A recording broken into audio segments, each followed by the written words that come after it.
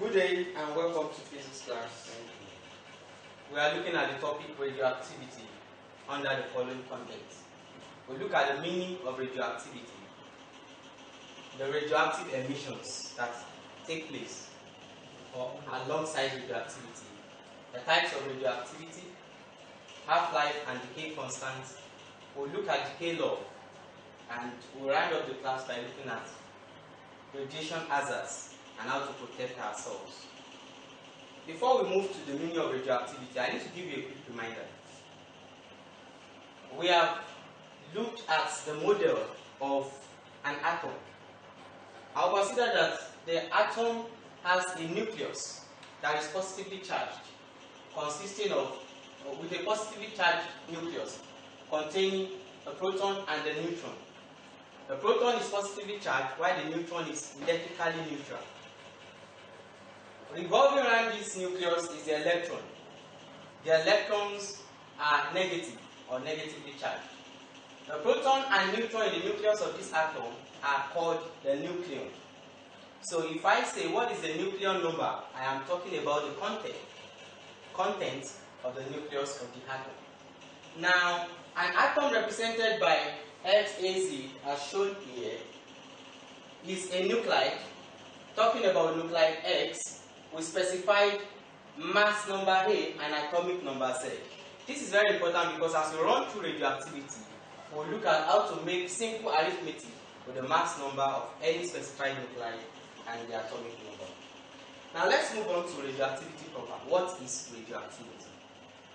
Radioactivity is a disintegration of an unstable nucleus with the emission of radiations and the release of energy. It was first discovered by Henry Becquerel in the year 1896 when he observed that uranium gave out some radiation that affected photographic plates close by. He therefore concluded that uranium must be a radioactive element. There are various radioactive emissions or particles that accompany radiation or radioactivity during the disintegration of a radioactive particle.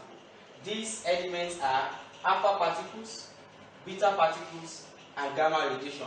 Take note, we call it gamma radiation, not gamma particle, because gamma is not a particle but a member of the electromagnetic spectrum. So it is gamma radiation, alpha particles, beta particles, and gamma radiations. These emitted radiations have various properties that I have summarized in the table in the next slide. If you take a look at this table, I have summarized about 9 properties of these 3 radioactive particles in the table. The first is the nature. What is the nature of this property? We have alpha particle consisting of a helium nucleus. The beta particle is simply an electron, while gamma radiations are electromagnetic radiations released in form of light. Now the charge. Alpha particle has a charge of +2. Beta particle being electron, negative charge, negatively charged, -1. While gamma radiations are electrically neutral, that is, they carry no charge. Mass. Alpha particles have a mass of about 4 atomic mass units. That's 6.65 × 10⁻⁻27 kg. Beta particles being electron, the mass is simply the mass of an electron, 9.1 × 10⁻31 kg. While the mass of gamma radiations are negligible, that is almost infinitesimal. They are massless. The velocity of alpha particles is about 5 to 6% of the speed of light. That's 1.8 × 10⁻⁷ meters per second. The speed or velocity of beta particles are in the order of 67% of the speed of light, 2 × 10⁻⁷ meters per second. While gamma rays move at the speed of light, 100% the speed of light, 3 × 10⁸ meters per second. The absorption. Alpha particles can be absorbed by a piece of paper. Just a thin sheet of paper can absorb alpha particles. Beta particles, on the other hand, can still penetrate a piece of paper, but can be absorbed by about 2 millimeter aluminum plates. While gamma radiations can be absorbed by about 5 centimeter lead thickness. The penetration power of alpha particles are very low, very small. I told you before they can be absorbed by a sheet of paper. While the penetration power of beta particles is moderate, and that of gamma radiation very high. Ionizing power. Alpha particles have very high ionizing power, while beta particles have medium or moderate ionizing power, and gamma radiations have low ionizing power. Electric and magnetic deflection. When alpha particles pass through an electric field, they are deflected. I'll show you that in the next slide. While they are deflected in a magnetic field towards the South Pole, slightly deflected because they are massive. The mass is heavy, so it's slightly deflected. But beta particles, being very light electrons, are strongly deflected towards the North Pole, while gamma radiations are not deflected. They are not deflected because they are electrically neutral, and so there is no deflection. The suitable source of alpha particles are americium with mass number 241 and atomic number 95, while the suitable source of beta particles during decay is strontium, as shown, and that of gamma rays, cobalt. Now, if you take a look at this diagram, you will see the response of these three radioactive particles to electric field. Now, electric field, I've given the color code gamma rays in yellow and alpha particles in blue, and beta particles in red. You will see that the beta particles, being not as massive as the alpha particles, are strongly deflected towards the positive plate. Why? In the law of electrostatics, the positive charge will attract the negative. So it's strongly deflected towards the positive charge, while beta particles, being negatively charged, the alpha particle being positively charged is deflected slightly to the positive plate, and gamma particles remain undeflected because they are electrically neutral, so they move on a straight line, just similar to cathode. They move on a straight line. Now, if you look at the penetration ability in this diagram, you will see that ordinary piece of paper absorbed the alpha particle, it could not penetrate and move on, while beta particles still moved on and are absorbed by aluminium sheets. But gamma radiations, on the other hand, penetrated and are absorbed by the lead blood.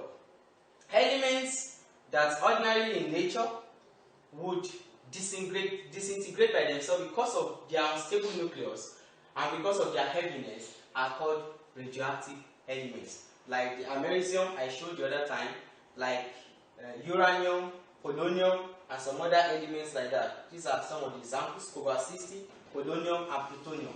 They are radioactive because they are heavy. The nucleus is large and unstable. What makes them unstable is the neutron-proton ratio.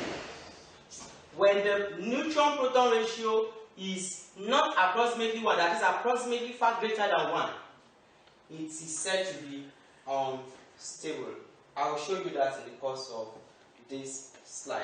What are the types of radioactivity? There are two types of radioactivity.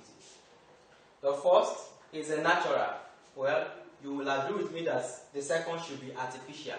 So, what is natural radioactivity? A form of radioactivity that occurs spontaneously without stimulation. Nobody induced it. It is not induced.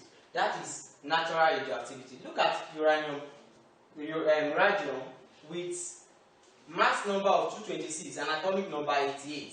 This radium is unstable. I told you the neutron-proton ratio accounts for the instability.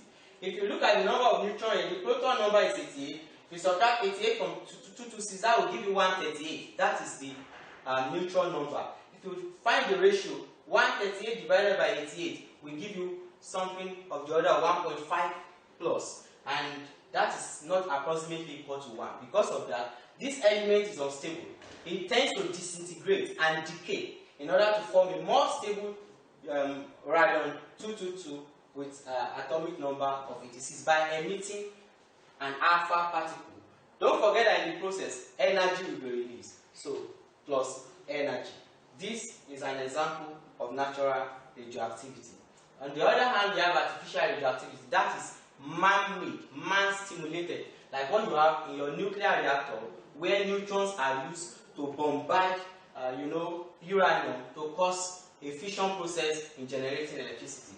Now, an example is this nitrogen 14, mass number of 14 and atomic number of 7. If this is bombarded, this is stable actually. If this is bombarded with alpha particles, a new element is generated. This is an inducing. Same way we have lithium with an atomic number of 3 and a mass number of 7 bombarded with an hydrogen atom. This gives rise to 2 molecules of helium. This kind of situation, if you observe very well, you see that the parent nucleus or the reaction side and the product side should have the same atomic number and mass number after the process. Now, this is an example of bombardment, artificial radioactivity. This is a nucleus bombarded with probably an hydrogen atom to have the other products. Now, what are the types of radioactive decay? When an element decays, what are the type of materials that are released? This is all called radioactive decay. And I told you before that there are 3 particles emitted during radioactivity, and there are still the types of radioactive decay. We have the alpha decay, the beta decay, and the gamma decay. An alpha decay is the kind of disintegration where the parent nucleus as the parent nuclei, we have this proton decreased by 2 and its mass number decreased by 4 because it's losing an alpha particle. This equation can be represented as shown. This is radium-226. Now the mass number is reducing of the daughter. This is the daughter nuclei. The mass number has reduced by 4 because it's giving out an alpha particle. 222 plus 4 will give you back 226, and 88 minus 2 will give you 86. Now we have the daughter nucleus losing 2 protons. This is an example of an alpha decay. In the same vein, beta decay, during beta decay, the daughter nucleus will gain a proton. The daughter nuclei has its proton number increased by 1. And the mass number remains unchanged. Why? Because beta particle or beta decay. Beta particle is simply an electron. This is how the equation goes. You have sodium with an atomic number or a mass number of 24. Now disintegrating to magnesium. In this case, an element higher the table has been formed. The mass number is unchanged, but the atomic number has increased by 1. 12 minus 1 gives you 11. You may be asked to write this kind of equation in wax examination. You must understand that when you lose an electron, when you emit a beta particle, when there is a beta decay, then the daughter nuclei will gain 1 proton to be balanced. Now, in gamma decay, there is no change in the mass number or atomic number of the product. I want to tell you that most of the times, gamma radiation accompanies any of this kind of decay most of the times, along with energy. Now let's go to defining half-life and decay constant of a radioactive element. These radioactive elements that disintegrate or decay, they have different half-lives. What is half-life itself? Half-life of a radioactive element is a time taken for the element or for the number of atoms present in that element to disintegrate. Or you can say it is the time taken for a radioisotope to disintegrate to half of its original element. So if the original element is 20 grams, half-life is the time it takes to remain 10 grams. If it is 10 grams, half-life is the time it takes to remain 5 grams. And the unit of half-life in time, the unit is seconds. Now what is the K constant? The K constant is the fractional number of radioactive atoms decaying per seconds. And the unit of decay constant, lambda, is represented in physics and chemical terms by lambda. The unit is per seconds. I told you it's a fractional number of radioactive atoms decay per unit time.